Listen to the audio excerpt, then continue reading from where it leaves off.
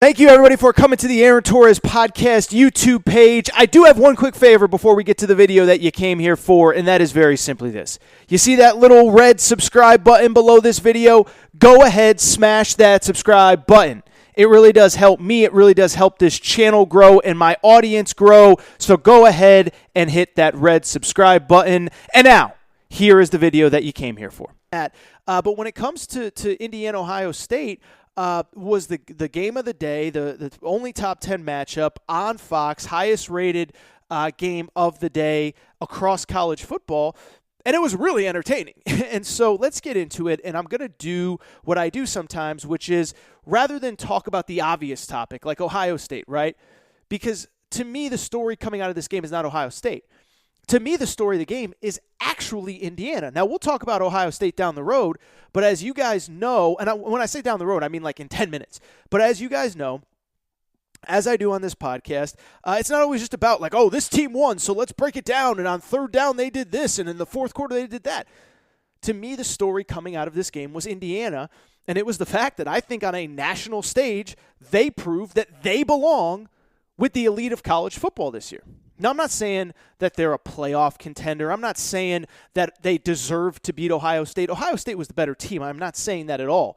But I think we all kind of came in a little questionable about Indiana. Well, they beat Michigan, but Michigan kind of stinks. They beat Penn State, but Penn State kind of stinks. Michigan State's terrible. Are they really that good? They're going to Ohio State. They'll probably get crushed. And instead, the exact opposite happened. They went 4 quarters toe for toe with Ohio State, outplayed them in a bunch of regards. Not saying they completely outplayed them and deserved to win, but outplayed them in a bunch of regards. And I think they really showed themselves well on the national stage and proved that at least for this one season, they absolutely belong in the conversation of maybe not the best 3, 4, 5 teams, but you talk 10, 12, 15 teams. Indiana's certainly in the conversation of that, and probably the second or third best team in the Big Ten behind Ohio State and maybe Northwestern. If you watch the game, it was kind of wild. Indiana falls down early, but even when Indiana fell down, and this goes into they're better than we thought they were creating all kinds of havoc on defense, right? I mean, I think most of us coming into the game, we knew Michael Penix, we knew some of the wide receivers, Freifogel over there. We knew that offensively maybe they could move the ball. Ohio State's defense has had some holes throughout the season, which we'll get into in a minute. I don't think anybody, at least not me, realized how much talent Indiana has on defense. They forced 4 turnovers for the game, 3 interceptions. We'll get to the interceptions momentarily. And defensively, they just got after Justin Fields all day. They made Justin Fields look pedestrian. Now, he had some great moments, but they also put some real pressure on him in a way that, frankly, I don't think I've seen anyone put pressure on Justin Fields, with the exception of maybe the college football playoff game against Clemson. But when you're comparing a performance by Indiana to Clemson, I think it shows how far this team has come. But when I was watching the game, I was expecting, okay, maybe Indiana can move the ball. That defense got after it. 4 turnovers, as I said, 3 interceptions. And eventually, in the second half, the offense caught up to them.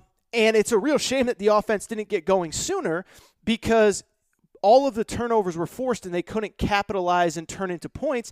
But in the second half, Michael Penix started doing what Michael Penix has done all year, man. And again, I'm not claiming to be some Indiana football guru, but this kid was phenomenal against against Penn State, phenomenal against Michigan. And you saw on Saturday, if you give him time in the pocket, he's going to make the throws. Finished the game with over almost 500 yards passing, 5 touchdowns, dropping dimes, throwing deep balls. And again, you give that kid time, he's one of the most accurate quarterbacks that I've seen in a long time come across college football. And I think his performance speaks to Indiana's performance as well, which is that usually when a school that's not traditionally good, pulls an upset or keeps it close or is entertaining, it kind of takes an extra human performance from one player, a wide receiver, a quarterback, whatever. Whereas Michael Penix, I thought, was a nice metaphor for the whole team. In many areas of the game, Indiana was the better team. Michael Penix, for one day, was better than Justin Fields. I thought in a lot of ways, the Tom Allen, the coach at Indiana, outcoached Ryan Day. I thought the defensive line, at the very least in the pass rush, was as good as, outplayed Ohio State's offensive line. Now, Ohio State's offensive line had the edge when they were running the ball. They ran the ball down Indiana's throat. I actually thought Ryan Day got a little greedy trying too hard to prove that Justin Fields was a Heisman Trophy winner when all he had to do was hand it off to his running backs. But you talk about the way the defensive line played, the defensive backs played, the quarterback played, the wide receivers played, and it just shows this team was awesome, and this team can play with anybody in the Big Ten. And so I'm not claiming that I know what's going to happen 2, 3, 4 weeks down the road. They still have Maryland, who's a high-scoring team.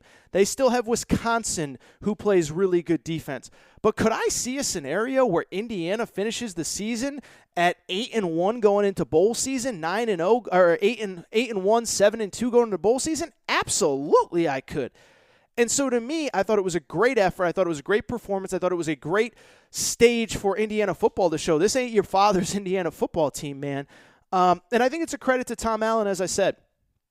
Not claiming that I know everything there is to know about this guy, but if you follow closely or if you've watched these locker room videos and stuff, it's clear that the players love him.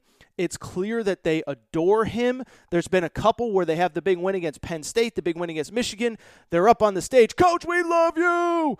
And what I was so impressed by with watching Indiana is two things. One, as a general rule, they don't beat themselves. Now, they have moments where they get beat on a pass rush or Michael Penix throws an interception. But for the most part, you could tell they're really well coached, and you could tell that guy has a plan going into a game, and that guy has a plan on building his program. And as I watch college football more and more, I don't think we give enough credit to guys like that. You know, I watch somebody like Michigan that has completely revamped their offense over the last 2 or 3 years, trying to be something that they're not. And now, not only are they not good at the new stuff, they're not good at the old stuff they used to do, which was just block and beat the crap out of you on the line of scrimmage. There's other programs like that. I'm not thinking of any off the top of my head. USC's kind of going through that right now. Whoever. There's plenty of programs to think about in terms of programs that don't have an identity, don't know what they're doing.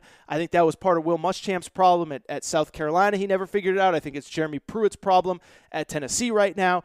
And so I just give that guy so much credit. And so I just want to take a moment, appreciate Indiana football, because I really did think that they really showed themselves well, and I think they really proved that they belong on that national stage. Excited to watch the rest of the season, and genuinely curious to see, can they beat Wisconsin? Can they beat Maryland, finish 8-1, and go to a really good bowl game? And maybe in that bowl game they'll play either one, a BYU or Cincinnati, and two, the second best team from the SEC that doesn't make the playoff, Florida, Texas A&M, somebody like that, because I do think it'd be a real challenge. But I just want to shout out Indiana because to me, they were the story coming out of that game, not Ohio State.